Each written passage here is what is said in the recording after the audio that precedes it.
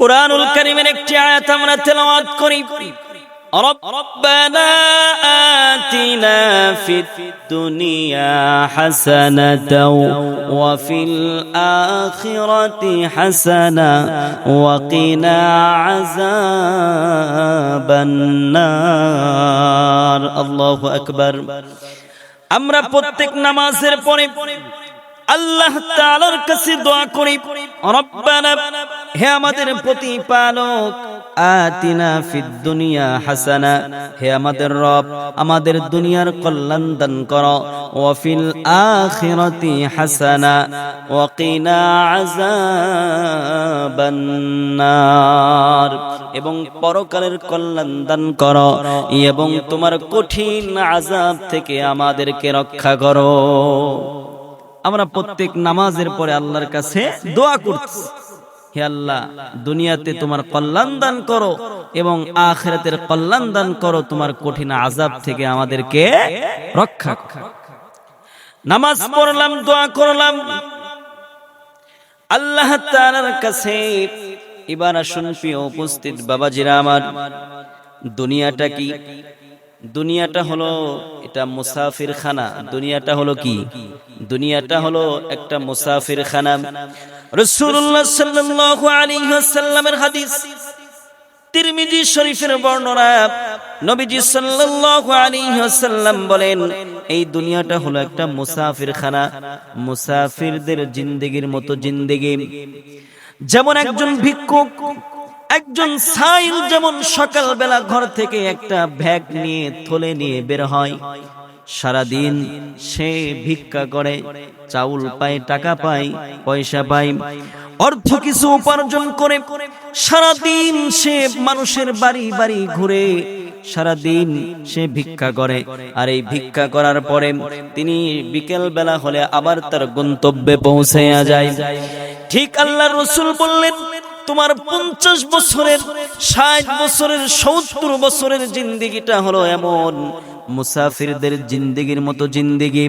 তুমি যখন তোমার 50 বছর, 60 বছরের জিন্দেগি যখন শেষ হয়ে যাবে, ঠিক মুসাফিরদের মতো তোমাদেরকে আবার কবরের বাসিন্দা হওয়া লাগবে।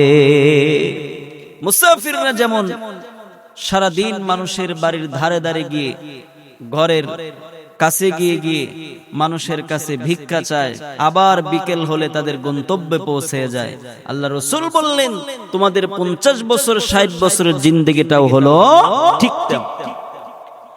আল্লাহ রাসূল বলেন, এই যে মুসাফিরদের জিন্দেগি, এই জিন্দেগির চাইতে তোমাদের জিন্দেগি বেশি না, ঠিক তাদের মতোই তোমাদের এই 50 বছর, 60 বছরের জিন্দেগি। প্রিয় উপস্থিত বাবাজিরা আমার, গভীর মনোযোগ দেন।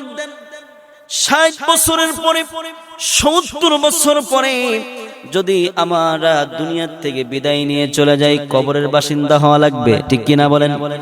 কবরের বাসিন্দা হওয়া লাগবে। আজকে আমরা কয়জন আছি ওই কবরের চিন্তা করি? কথা কোন ঠিক কিনা? ওই কবরের চিন্তা করি কয়জন আছি? কেউ কবরের চিন্তা করি না। আজকে আমাদের এই দুনিয়ার লোভ লালসা আমাদেরকে এই আখিরাত থেকে অনেক গাফিল করে রেখেছে। আল্লাহ তাআলা কুরআনুল কারীমের সূরা তাকাসুরের মধ্যে বলতেছেন, আল্লাহকুমুত তাকাসুর।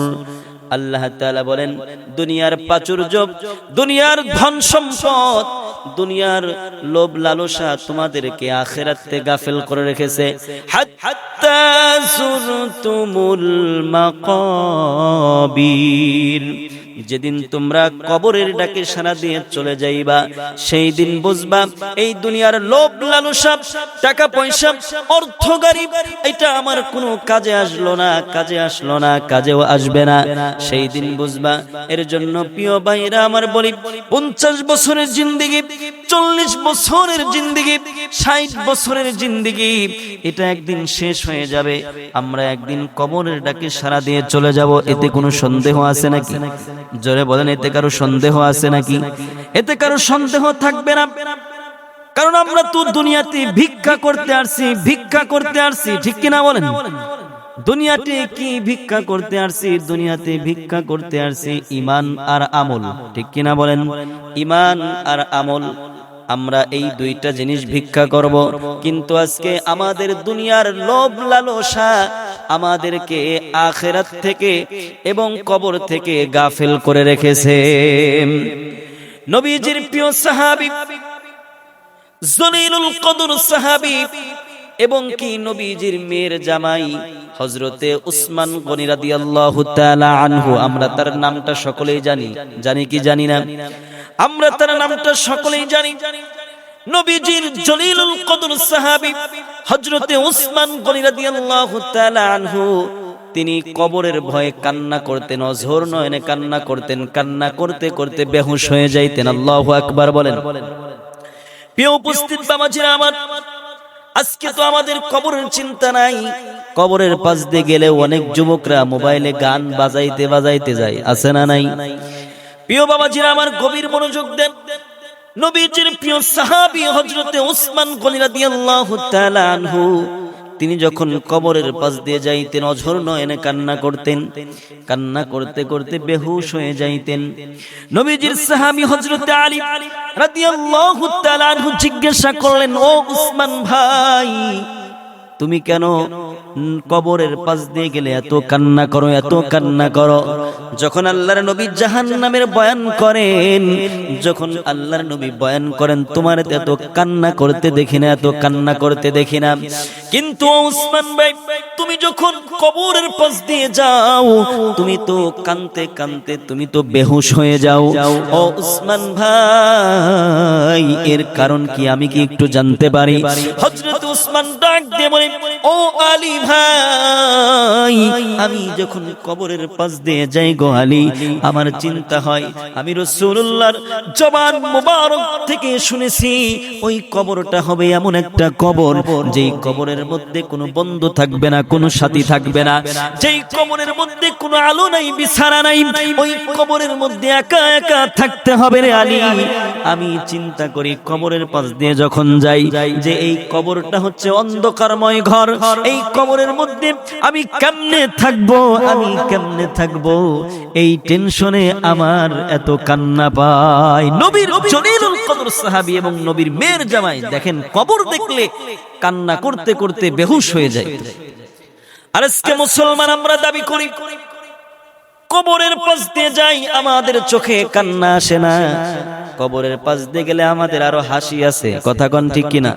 কবরের কথা মনে রাখতে হবে রে বাবা, কবরের কথা মনে প্রাণে বিশ্বাস করতে হবে। কবরের কথা মনে যদি আপনি জাগাইতে পারেন, অবশ্যই অবশ্যই আপনার সব নেক আমলের মধ্যে ভালো লাগবে, ঠিক কিনা?